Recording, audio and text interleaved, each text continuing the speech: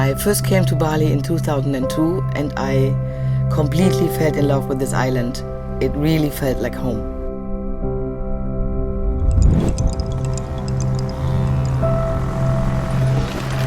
You have these amazing, beautiful rice fields, big mountains with volcanoes, and the sea is for me very important.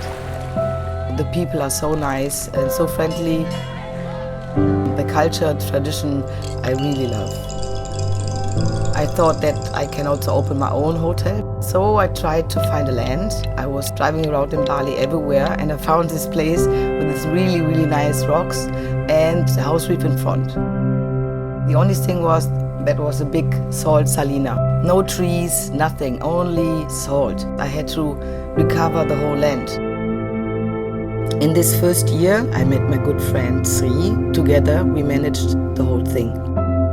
We did bungalow by bungalow, and we started to build. Batu is my own creation and comes from my heart and my brain, but the feeling and the atmosphere is made by all of the staff. Basically, the 50 people work here for 10 years, so we really know each other, like a big, big family. Batu is not only a resort, it's a kind of feeling. A hotel made for divers to relax and make the people happy.